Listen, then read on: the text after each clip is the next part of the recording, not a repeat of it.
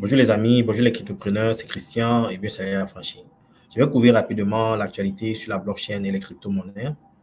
Mais avant, je pense qu'il y a déjà certains signaux, certaines variables qui supportent et qui confirment que nous nous approchons vers le bull run parabolique. OK? Et après le bull run parabolique, on va atteindre la stratosphère. Et après la stratosphère, vous savez où on va, sur Uranus. OK? Donc, je vais partager rapidement mon écran. Nous allons couvrir certaines actualités et je vais vous partager avec vous certaines données, certains faits qui démontrent que cette fois-ci, les signaux sont de plus en plus certains. OK? Les signaux se confirment. Il y a quelques éléments qui manquent, mais ces signaux qui se confirment sont de plus en plus solides. OK? Un instant, je vais partager mon écran.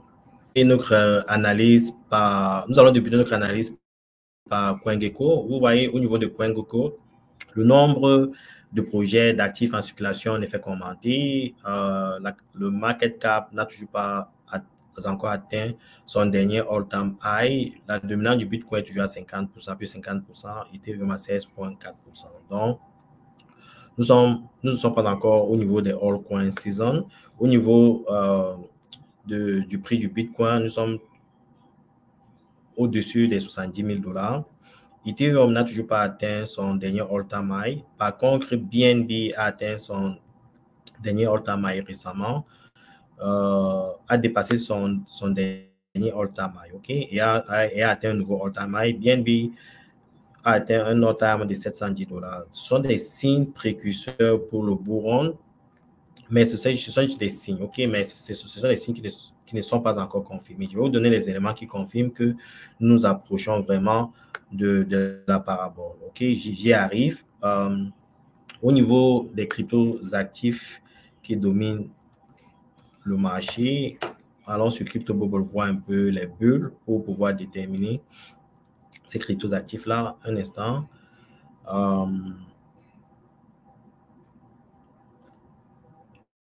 Vous voyez, de plus en plus, il y a des bulles, il y a des actifs qui ont plus de 61 pour 66% d'appréciation. Ça, c'est dans les top 300 à 400, alors un peu dans les top 100. Au niveau des top 100, bon, il y a des projets comme Node qui ont cartonné, il y a Dog qui a récemment pénétré les top 100, il y a Casper. Il y a quelqu'un qui me posait la question de savoir si Casper est un bon projet. Oui, Casper est un super bon projet. Je ne vais pas entrer dans la technicité du projet. Je pense que j'inviterai bientôt Elvis pour qu'il vienne analyser certains projets avec nous. Mais je peux vous garantir, OK, bon, si ce n'est pas un conseil financier, Casper est un super bon projet, OK? Au niveau de la technicité, on aura l'honneur de recevoir Elvis pour pouvoir couvrir ces projets-là. En passant, si vous avez des projets que vous voulez que Elvis analyse, techniquement, il faudrait peut-être me l'envoyer en commentaire. Je vais ajouter ça dans ma liste, OK? Donc, vous voyez que les marchés sont de plus en plus positifs. Et ce qui est un peu curieux à ce niveau, c'est qu'il n'y a pas un secteur qui prédomine, OK? On voit que au début de l'année, il y avait des projets un peu orientés vers l'intelligence artificielle qui prenaient l'ascendant sur le marché. De plus en plus, ce sont les meme coins qui dominent et ce n'est pas ces éléments-là qui déterminent en quelque sorte que nous sommes dans le bull run. Parce que pendant le bull run, tous les secteurs sont positifs, OK? Et aussi, pendant le bull run, il y a en quelque sorte ce qu'on appelle le retail qui est sur pied. Ça veut dire que tout individu, quelconque, pas des institutions qui viennent investir. On n'est pas encore à ce stade-là, mais néanmoins, il y a des signes qui démontrent qu'on s'en approche. Et je vais partager ça dans cette vidéo, OK? Bon, on va continuer notre analyse. On va aller sur CoinDex, voir l'actualité sur les crypto-monnaies. D'après cet article posté sur CoinDex, je vais traduire rapidement. Ils disent que le prix du Bitcoin franchit la barre des 71 000 $, alors que les spots du Bitcoin ETF enregistrent plus de 880 millions de dollars lors de leur meilleure journée depuis mars. Il s'agit de la meilleure journée d'entrée depuis mars et de la deuxième plus élevée depuis la mise en ligne de 11 ETF Bitcoin en janvier. OK, donc vous voyez de plus en plus que les investisseurs s'intéressent sur l'actif Bitcoin de plus en plus. En une journée, il y a eu un enregistrement de presque 1 milliard de dollars, les gars. OK? Imaginez que cette tendance se multiplie à travers les jours, à travers les semaines, à travers les mois. Il est fort probable, comme l'estime Plan B, que le Bitcoin atteindra 100 000 d'ici la fin de l'année. En parlant de Plan B, je vais partager avec vous l'information que j'ai montré hier quand j'ai présenté l'actualité des cryptos. Un instant, j'y vais. Plan B, j'aimerais d'abord partager ce tweet de Adam Back. Pour ceux qui ne le savent pas, Adam Back est l'une des premières personnes qui a interagi avec Satoshi Nakamoto, et certaines personnes pensent que ce monsieur est Satoshi Nakamoto, Adam Back, ok? Bon, voici ce qu'Adam Back dit. Il dit que le nombre de crypto, de Bitcoin qui a été miné en ce 4 juin est de plus de 450 Bitcoins. Et le nombre de Bitcoin ETF achetés est de 12 508. OK? Vous voyez qu'il y a plus de demandes que d'offres. Il est inéluctable, indéniable, OK, que le prix du Bitcoin ne peut qu'aller vers la hausse. C'est pour ça qu'il dit, until under 100K, something has to give up, OK? Donc, il y a quelque chose qui se passe ici, les gars. Soit il y a une manipulation des prix, soit c'est juste une question de temps pour qu'on voit le prix du Bitcoin excéder les 100 000 dollars. OK? En parlant du prix du Bitcoin, je vais maintenant partager rapidement ce chart de Plan B basé sur le stock to flow model. J'ai déjà parlé du stock to flow model ici. Un instant, je vais partager ce chart. D'après Plan B, voici son stock to flow model.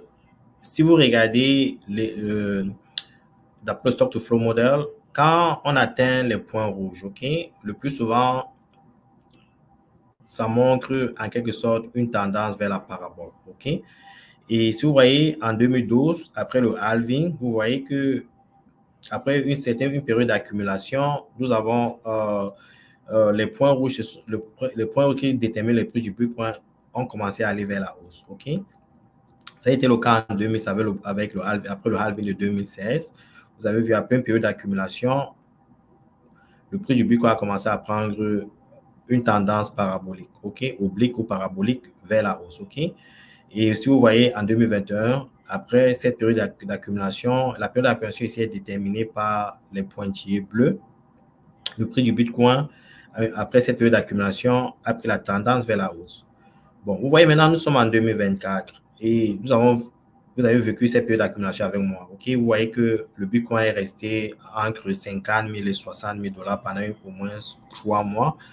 Et maintenant, il y a eu ce breakthrough et maintenant, le prix du Bitcoin a dépassé le breakthrough. Maintenant, il est fort probable, à 80% d'après les analyses de Plan B, que on se tire vers ces paraboles-là, OK?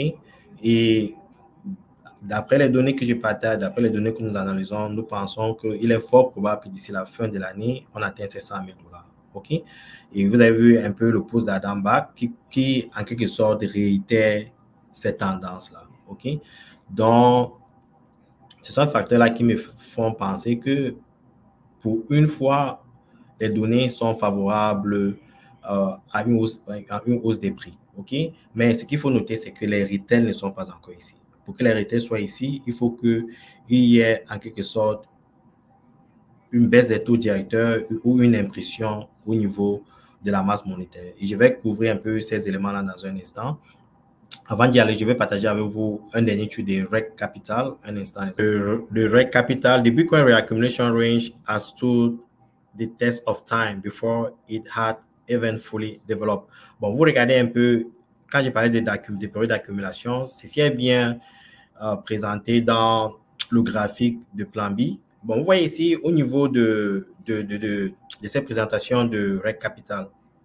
Allons d'abord en 2020. Vous voyez, en 2020, OK, avant que le bull run puisse atteindre sa zone parabolique, vous voyez au niveau de cette partie orange là, OK, je vais un instant.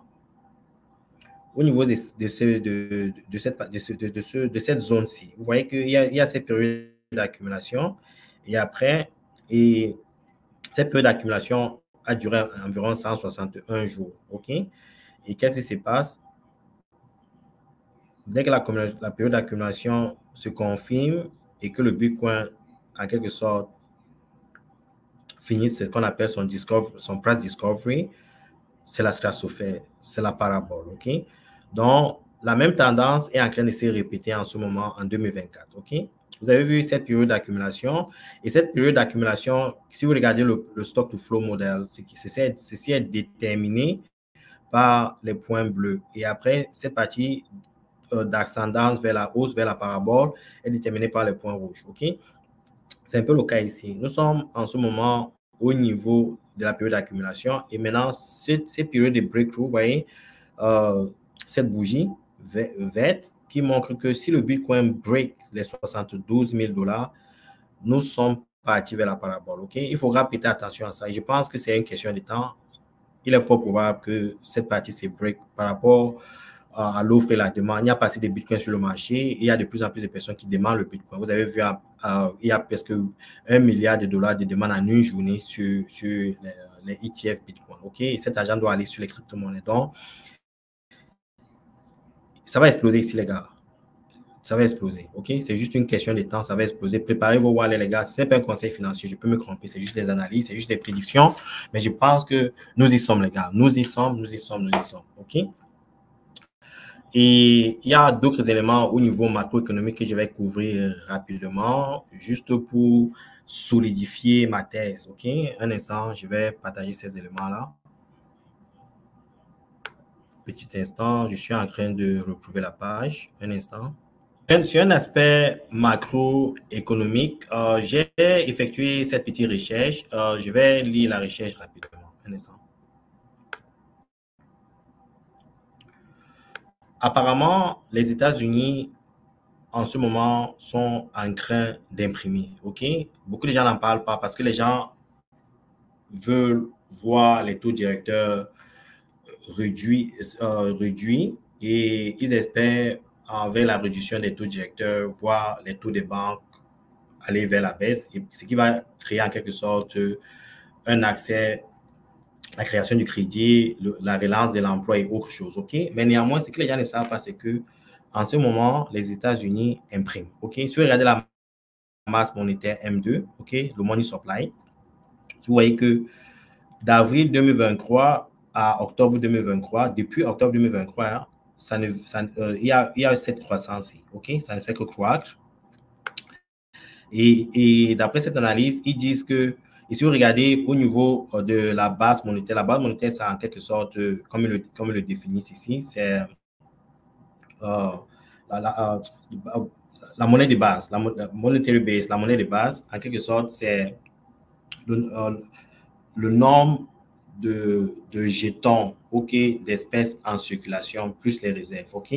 Donc, vous voyez que depuis janvier 2023, ça ne fait que croître. Ils estiment qu'il y a presque 470 milliards de dollars qui ont été imprimés au niveau de la base monétaire. Donc, les États-Unis impriment. Et pourquoi les États-Unis impriment? Les États-Unis impriment pour la raison suivante. Parce que, en ce moment, la dette des États-Unis est énorme. C'est plus de 41 000 milliards de dollars. Et les États-Unis doivent payer les taux d'intérêt, doivent payer des intérêts sur cette dette-là. OK? Et il devient de plus en plus difficile aux États-Unis de collecter les fonds pour pouvoir investir au niveau de leur trésor. OK? Et pour ceux, ils doivent aussi payer, OK, ils doivent aussi payer ces intérêts sur les dettes qu'ils ont contractées, plus de 31 000 milliards de dollars. Donc, les États-Unis payent presque des milliards de dollars par jour pour pouvoir couvrir leurs dettes. OK? Et quand vous êtes très endetté, il devient aussi difficile à certains partenaires de vous faire confiance. Parce que si votre capacité, votre caractère de repaiement est affecté, les gens ne vous font plus confiance. Et pour cette raison, pour que les États-Unis puissent continuer à payer, s'ils ne peuvent pas collecter les taxes, les impôts pour le faire, ils doivent forcément imprimer. OK? Et c'est ce qui est en train de se passer. C'est ce qui correspond en quelque sorte en sommet, ce que cette analyse est en train de, cette analyse ouvre. Donc, les États-Unis sont obligés d'imprimer. Et plus ils impriment, ça va créer en quelque sorte une circulation monétaire élevée et ça va permettre aux individus d'avoir accès aux fonds. Et s'ils ont accès aux fonds, ils pourront investir sur les cryptoactifs. Et c'est ce qui est en train de se déterminer en ce moment. OK? Donc, voici un autre signe au niveau macroéconomique que j'ai recherché et qui se confirme de plus en plus parce que les gens sont en train de prêter beaucoup attention à ce qu'on appelle, par exemple, la baisse des taux directeurs. Il n'y a pas que les taux directeurs qui déterminent ça. Il y a aussi la capacité des États-Unis à créer, à imprimer le dollar. Et c'est ce qui est couvert ici. Ma vidéo d'aujourd'hui avec une autre très bonne nouvelle. Les États-Unis prennent les crypto-monnaies de plus en plus au sérieux, les amis. Pourquoi? Parce que aujourd'hui, ce mercredi, OK, et je pense que ça est en train de se passer en ce moment, il y a une audition, et l'audience est intitulée Infrastructure de nouvelle génération, comment la tokenisation des actifs du monde réel facilitera l'efficacité des marchés. Donc, ça aura lieu ce mercredi 5 juin. Bon, je crois que ça a lieu, OK? Donc, ça a lieu aujourd'hui. Je vais essayer de voir ce qui s'est passé durant cette audience-là. Mais les amis, vous comprenez que les États-Unis prennent ça au sérieux. Et je vous ai montré une vidéo hier où Larry Finch de BlackRock parlait un peu de la tokenisation du tout, OK? Il parlait de la tokenisation du tout. Ça veut dire que ce soit les actifs financiers, que ce soit les actifs réels, les actifs passifs, OK, que ce soit l'immobilier, que ce soit les individus comme vous et moi, nous serons tokenisés, OK? Et si tout est tokenisé et se retrouve au niveau de la blockchain, nous devenons en quelque sorte des ledgers, des éléments qu'on peut retrouver dans un livre comptable. Ça permet de la transparence, ça permet l'authenticité de l'information et autres. Imaginez-vous où ira la captation totale des marchés des crypto-monnaies. OK? Aujourd'hui, on parle de 3 000 milliards, on pense que c'est beaucoup. Non, loin s'en faut, les gars. Comme Raoul Polo dit, minimum d'ici 2032, c'est un 50x. OK? Donc, vous êtes dans le bon endroit. Je vous demande juste d'être focus, d'être juste patient. Les gars, il y a beaucoup de choses qui nous attendent ici. OK? Si vous avez des questions, surtout concernant les cryptos actifs dans lesquels vous voulez investir ou vous êtes investi, vous voulez avoir plus d'informations, des détails au niveau technique, laissez-moi savoir, je vais pouvoir rencontrer Elvis. On devait se rencontrer la semaine dernière, mais malheureusement, j'étais très occupé avec ce qu'on appelle des tests, des UAT testing et la promotion au niveau de la production. Donc, j'ai fini ça la semaine, le week-end. Donc, j'ai un peu de temps. Je pourrais recevoir Elvis et on pourra couvrir ces projets-là. OK? Si vous avez des listes de projets, envoyez-moi en commentaire. Je vais ajouter dans mes listes et quand il va inviter Elvis, on pourra couvrir cet aspect technique-là. OK? Moi, je suis un peu plus macro, un peu plus investissement, plus finance. Je comprends un peu le domaine technique, mais je n'ai pas le temps pour entrer en profondeur. OK? Donc, on se voit bientôt, les amis, OK? Si vous n'êtes pas abonné, les gars, abonnez-vous, OK? Ici, je vous apporte de la richesse, OK? Abonnez-vous, partagez avec vos amis, avec la famille. N'en profitez pas seul, parce que je sais que ça, c'est le fort de certains Africains, OK? Bonne journée, ciao.